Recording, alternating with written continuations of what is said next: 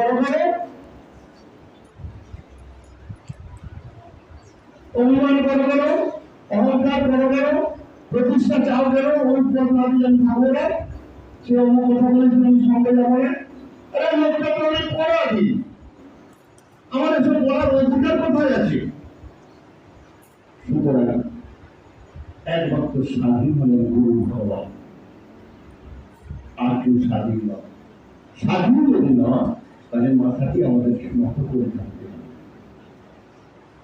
আমাদের সেই জন্য আমাদের যে অপটু, আমাদের যে চক্ষুকর্ণ, নাসিকা, জিহ্বা, ত্বক, হাত পা, মুখবিবর, এদেরকে কন্ট্রোল বা নিয়ন্ত্রণ করতে হবে। কারণ ওই স্বাধীন ভাবটা এনে দিচ্ছে ওরাই। কিভাবে নিয়ন্ত্রণ করবো না, আমার মধ্যে যে মন, বুদ্ধি, চিত্ত, অহংকার চারটা আছে, ওই মন আমাকে বিচলিত করে, মন বিচলিত করে। এসব কথা আলোচনা করার উদ্দেশ্যটা কি? ঠাকুর বলছে তোরা মানুষ, এই কি হলো সেখানে কথা আরম্ভ হয়ে গেল না? তোরা মানুষ মানে মনুষ্যত্ব অর্জন কর। মনুষ্যত্ব অর্জন কর মানে জ্ঞান অর্জন কর। জ্ঞান এমনি হয়ে যায় না, জ্ঞান কেউ নিজে অর্জন করতে পারে না। এই বিএমএ পাস করা, বই মুখস্থ করে, চাকরি করে, অর্থনীতি জ্ঞান সবটাই করতে পারে, বাস্তব জ্ঞান। কিন্তু আধ্যাত্মিক জ্ঞান কেউ নিজে লাভ করতে পারে না। আধ্যাত্মিক জ্ঞান স্বয়ং গুরু দান করেন না কেন? না, আধার সূত্র নামে গুরু দান করেন না। আর গুরুর প্রেম, গুরুর ভালোবাসা, গুরুর কৃপা, গুরুর শক্তি সব তার মধ্যে নিবদ্ধ হয়ে আছে। তার শক্তির অংশ আমরা নিতে চাই। সেই শক্তি নিব কি করে? আমি একটা গরিব মানুষ, একটা ধনী ব্যক্তিকে বললাম খেতে পাইনি, বাবু আমাকে 500 টাকা ধার দাও। সে স্বর্ণ করতে মতো এই শক্তি গরিব জানি না, দিব না, দিব না ভাবছে। লাস্টে না দেওয়ার ভাগ করে হয়তো 5 টাকা দিল, 500 টাকা দেবে, দেবে না। কি দেবে? কত করে দিতে চায়, দেবে না। কিন্তু দেখা গেল সে গিয়ে একজনকে বলবো আমাকে 500 টাকা চাইছিল, গরিব বলছে, শুনে সেখানে 10 জন ছিল, যদি চেয়েছিল এই 500 চেয়ে গরিব, সত্যি। হ্যাঁ, 10 জন যখন বলে দিলে তখন সে নির্দিষ্টভাবে জেনে গেল সত্যিকারে গরিব রেখে দেওয়া দরকার। সে গিয়ে কিন্তু তার বাড়িতে 500 টাকা দিয়ে আসছে। ঠিক না বলুন? কারণ এতজন বলছে, এতজনের কথা মিথ্যা হতে পারে না।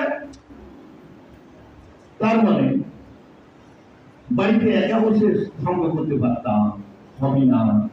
সঙ্গ শক্তি করে উঠবে। এই যে 500 টাকাটা পেল, কোন শক্তি?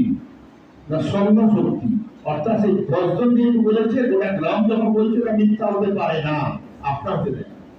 ঠিক তেমনি ভাবে আপনি যখন দেখবেন, আজকে আমার সুব্রতবাবু যখন সঙ্গম আছে, আপনারা সকলে এসেছেন, সকলে মনে মনে কামনা করছেন ঠাকুর এরপরে এসেছি তুমি মঙ্গল করো। তখন ঠাকুর কি বলেছেন যে এতজন তার মঙ্গল কামনা আমার কাছে করছে, তখন বাধ্য তিনি করতে। লাভটা কি হবে? না, আপনি যে অপরের মঙ্গল কামনা করলেন, সেই মঙ্গলের ভাগ আপনার কাছে আসবে। তার কাছে শুধু যাবে, তার কাছে তো যাবে, আপনার কাছেও আসবে। এই জ্ঞান গভীর, এগুলো ভাবতে হবে। তাই সঙ্গ করার উদ্দেশ্য হচ্ছে ঠাকুরের শক্তিকে, ঠাকুরের ভাবকে তলমলা করে দেওয়া, যেখানে তিনি আর পারবেন না। যে ঘটনা আছে, আমার অসীমবাবু ভালো বলে, ভক্তরা ঠাকুরের কাছে গিয়ে পায়ে ঢুকে মায়েরা কাঁদছে, ঠাকুর কৃপা করো, কৃপা করো, কৃপা করো, মাথায় ঢুকাচ্ছে আর কাঁদছে, কৃপা করো, কৃপা করো। ঠাকুর আর সহ্য করতে পারলেন না ভক্তের আকুতি। ওরে ওরে তোরা ভক্ত কর, আমি তোদের কৃপা করলাম মানে তিনি আকুতি তার মধ্যে এসে গেছে, তিনি আর সহ্য করতে পারছেন না। সুতরাং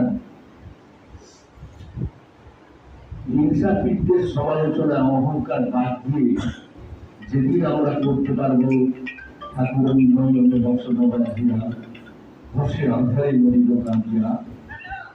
আমি দেখি না কিছু এবার কি দেখো কি আশ্চর্য অবাক হয়ে গেছে। কি করে আপনি কথাটা বলছেন? আমি যা বলছি বলে সব জানেন? সবাই কথা বললে কি হয়ে যাবেন কোনোদিন মনে করবেন আমি বলবো। আমি নয়নে বসনে বাঁধিয়া, নয়নে বসন কথা আমার চোখ তো খোলা, আপনার কথা নেই তো? বসে আধারে মরিল বাঁধিয়া, কোথায় আলো তো আছে, অন্ধকার যাচ্ছি না। আমি দেখি নাই কিছু, বুঝি নাই কিছু। আমি কিছু দেখতে পাচ্ছি না, আমি শব্দ করতে পারছি। আমি বুঝি নাই কিছু, কি বুঝি না? সব বুঝি বলে করতে পারছি। আমি দেখি নাই কিছু, বুঝি নাই কিছু, তাও হয়ে দেখায় বুঝায়, তাও হয়ে দেখায় বুঝায়। হে গুরু, তুমি কৃপা না করলে আমি নয়নে বসনে বাঁধিয়া অর্থে সৃষ্টি জগতের এই যে বাস্তব, এটা সত্য নয়। এটাও একদিন পৃথিবী ধ্বংস হয়ে যেতে পারে। ব্রহ্ম সত্য, তুমি সত্য। তাই আমি সেই সত্যকে জানতে পারছি না, দেখতে পাচ্ছি না, সেই জন্য আমার বসন বাঁধা আছে, নয়নে বসন বাঁধিয়া। এই দেখা দেখা নয়, বসে আধারে মরিল কাঁদিয়া। অন্ধকারে আছি কেন না? অজ্ঞানতা। অন্ধকার বলতে আলো অন্ধকার নয়, অজ্ঞানতা। অজ্ঞানতা আমার জ্ঞান নাই, জ্ঞানটা সুবিধা হয়নি। সেখানে আমি আধারে আছি, কোনটা কি কোনটা ভুল আমি জানি না। প্রণাম করতে হয় কেমন জানি না, ফুল দিতে হয় কেমন জানি না, ফুল তুলতে হয় কেমন জানি না। বসে আধারে